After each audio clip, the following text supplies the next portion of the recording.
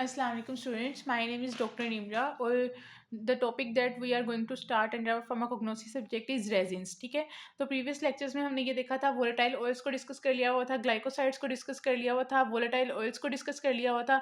अब हम एक न्यू क्लास स्टार्ट करेंगे जो है रेजिन्स। ठीक है, फर्स्ट ऑफ ऑल हमें पता होना चाहिए रेजिन्स की डेफिनेशन के। तो रेजिन्स क्या होते हैं? सॉलिड या फिर सेमी सॉलिड। ठीक है, मतलब सॉलिड कंसिस्टेंसी भी हो सकती है और सेमी सॉलिड कंसिस्टेंसी भी हो सकती है, और ये होते हैं कि एक्सोडेट्स होते हैं। ठीक है, एक्सोडेट्स का क्या मतलब होता है?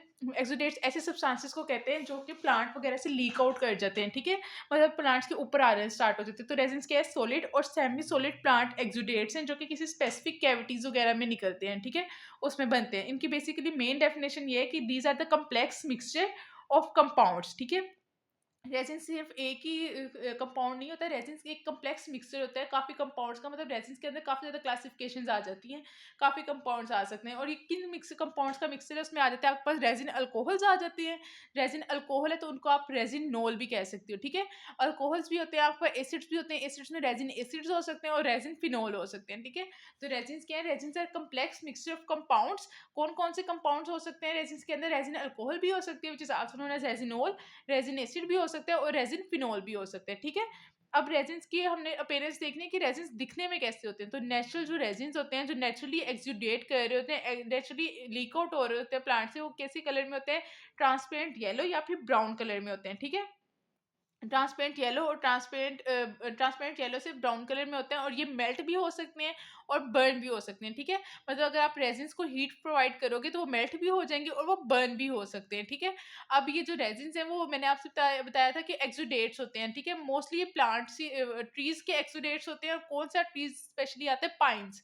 ठीक है, पाइन जो ट्री है उसके ज्यादातर एक्सुडेट्स होते हैं। ठीक है, अब नेक्स्ट आती है क्लासिफिकेशन ऑफ रेजिन्स। अब क्लासिफिकेशन ऑफ रेजिन्स, हम रेजिन्स को क्लासिफाई कर सकते हैं on the basis of occurrence. ठीक है, कि रेजिन्स किस फॉर्म में प्रेजेंट है, किस फॉर्म में अकर करते हैं। अब मैंने आपको बताया था कि resins complex mixture of compound का, तो ये जो रेजिन है काफी दूसरे कंपाउंड्स के साथ कॉम्बिनेशन भी कर लेते हैं। ठीक है, अब हम क्लासिफिकेशन रेजिन को कर रहे हैं on the basis of occurrence in combination with other compounds. ठीक है, अब क्लासिफिकेशन सबसे पहले आते हैं बाल्सम्स।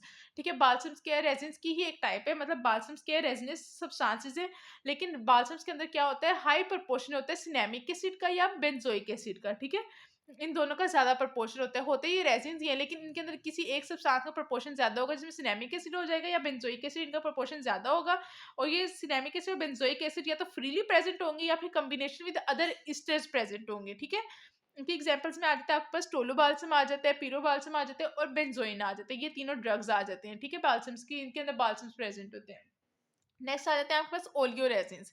अब ओलियो रेजिन्स क्या है? जब रेजिन्स कॉम्बिनेशन करेंगे ना विद द वोलेटाइल ऑयल्स। अब देखो, ओलियो है और रेजिन है, ऑयल स्टैंड्स फॉर ऑयल, कोई भी आपके पास ऑयल प्रेजेंट होगा। जब भी रेजिन्स वोलेटाइल ऑयल्स के साथ कॉम्बिनेशन करेंगे तो वो हमारे पास आपको एज अ रिजल्ट देंगे ओलियो रेजिन्स। अब ओलियो रेजिन्स की एग्जांपल्स में क्या आ जाता है? जिंजर और कैप्सिकम।